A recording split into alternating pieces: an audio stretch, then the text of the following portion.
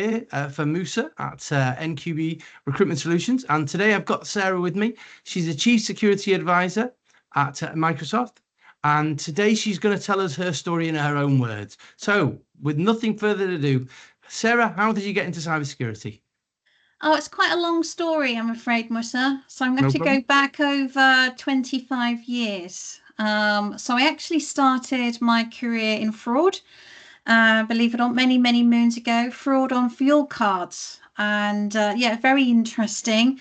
Looking at the insider threat and various different things. And it was quite interesting to me how many people would kind of commit fraud given the chance, even if they don't realize they're committing fraud, in essence.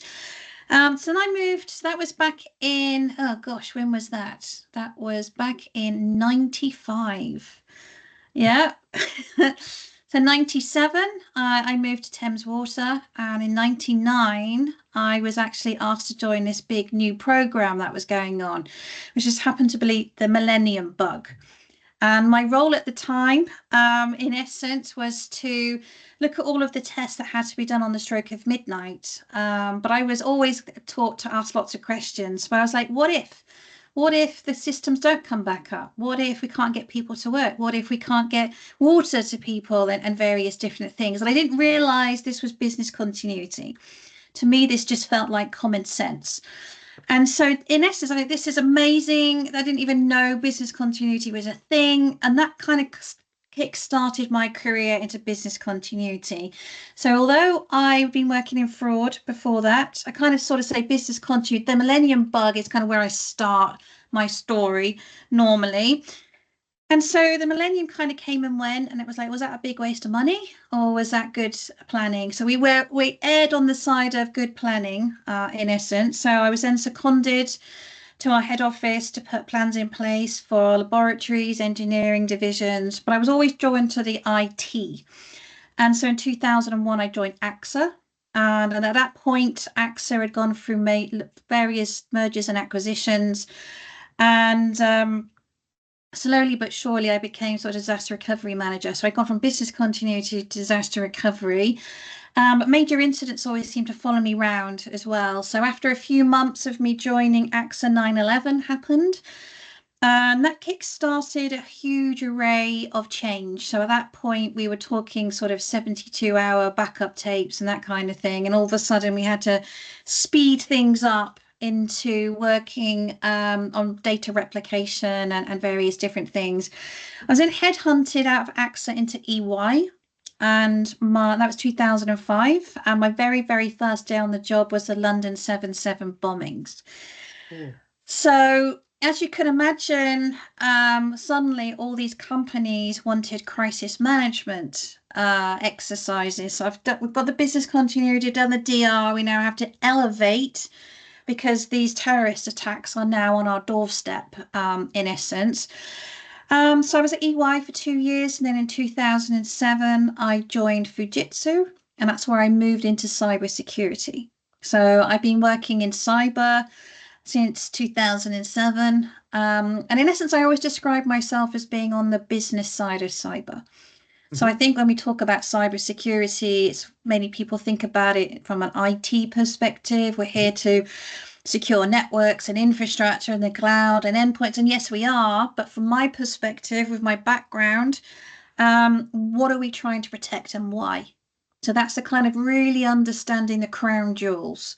So Mm-hmm. it's the people, it's the data, and a lot of the cloud and a lot of infrastructure has got little value to it until you actually host something on it.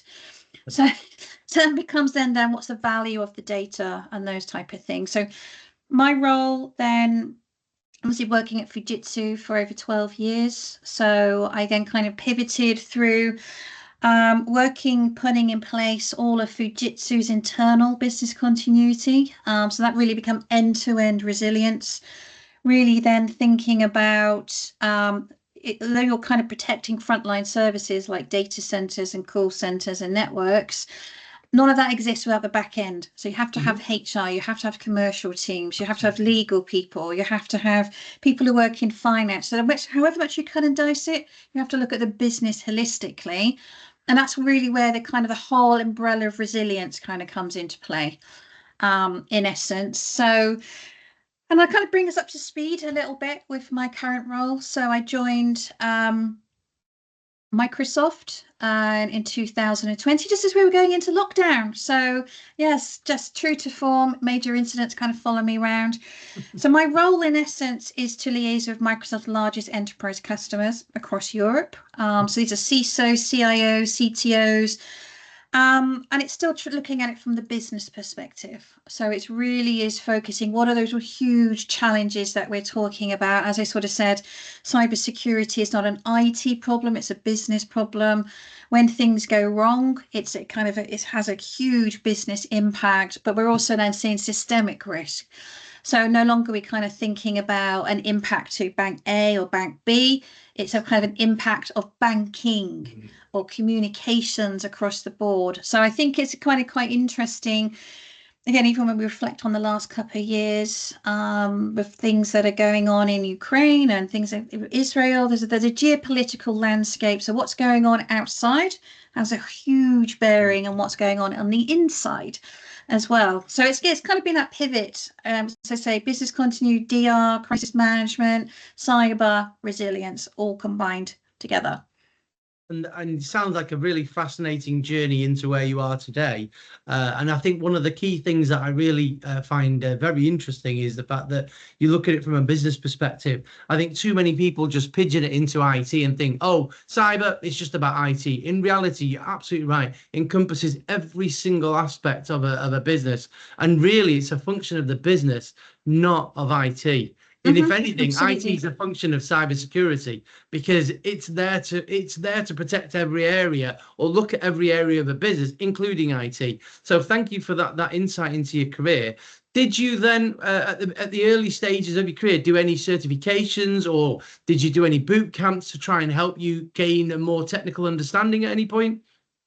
So a lot of my role in essence was to always liaise with IT people. So I learned a lot on the job, particularly working in disaster recovery. So my job in essence was to coordinate a lot of the tests that were happening. So either we would take the business continuity plans and test those. So this is back in the day where you have file servers on individual sites. So there wasn't a consolidated data centers. Maybe the mainframe was in the data center. So we would spend a lot of time looking at which users are going to go to the work area recovery site. So at that time, working at AXA, we used to have a big contract with SunGuard. People got kind of familiar with that. And so we would spend a couple of days, in essence, restoring people's file servers and data from backup tapes, and then preparing the users for coming in. Sometimes we would then do data center tests. And it was many a day, I would say, sitting on a cold data center floor, literally handing people backup tapes, the technicians, for them to sit there and restore all these things. And then lo and behold, things would go wrong. Then you have to sit there again, and this didn't work, this crashed, that hasn't got the right data on it, whatever the case. And so you just learn by asking the right questions. But my job was always to take what the IT people had said and put it in a business context. And that's really, really important. And so I had earlier certifications in business continuity, service continuity. When GDPR came in, I had few certifications in privacy. But I've never gone down the technical route because I never had to with my role. So as I sort of, I don't sit in the technical side. So I've never really had to think about, getting right deep in the weeds with some of the different technologies. So I think this, I would sort of then say, is when people need to think about what side of the fence they want to be in. Absolutely. And I think that's one of the really great things about the industry is there's a place for everyone, whether you're sales, whether you're pre-sales, whether you're somebody who's really technical and wants to be at the front of pen testing or be a SOC analyst or be a digital forensics expert, threat intelligence. There's technical roles. And then there's this sort of middle role where you have some knowledge of the technology, but you're really someone who's trying to focus on policy, process, and business, and try and translate that into actionable things to do to keep the business safe, which is what you do. So that's again really interesting to hear that. And what sort of tips would you give somebody who's an entry-level person on how to break into the industry? So I think if I could reflect back on what wasn't available to me back then, which is available now, and I think it's really cool and it's free. So Microsoft actually has a site called Microsoft Learn, Hmm. and there's multiple free training available, and there's multiple different learning paths. So I think the problem is when, particularly when you have young people or people transitioning, there's an expectation that they're supposed to know what they want to do. And I've seen many people who have gone down a technical route, so they absolutely hate it, or they've started going down a governance route, so no, I want to be technical. And they've probably wasted a lot of money, maybe on different certifications and different types of training because that's what they thought they were supposed to do. Hmm. But the really cool thing about Microsoft Learn is there's multiple different things. You can go really deep in Hmm. different technologies, learn all about the cloud. There's a whole bunch of stuff in about artificial intelligence, Yep. security, and to different levels and different degrees. And the really cool thing, you can do as many of them as you like. And some of those do actually convert into actual certifications. So if you really want to have a certification in like Azure or different cloud security or whatever the case may be, you can actually, all of these free courses contribute to Hmm. actually money off and discounts for actual certifications. So it's pretty cool. You can do as many as you like. You might turn around and go, this is not for me. Let me Hmm. look at a different path. But you might just find your calling. I think that's the interesting thing is sometimes you don't really know what's out there until you dabble and try a little bit of everything. I think that's absolutely very true. And I think what I really like is the fact that the courses are for free, which means people can get some sort of insight into it and then go deep if they want to. Yes. And I think this is one of the issues is if say you're a non-technical person, but you want to gain some sort of insight into something, this would be absolutely perfect because you'll get a bit of a grounding in it and you can then begin pick and choose where you actually want to go. So yeah, I like that. That's really useful to know. So thank you very much. It's been an absolute pleasure having you on, and thank you for being here. You're very welcome. Thank you. Thank you.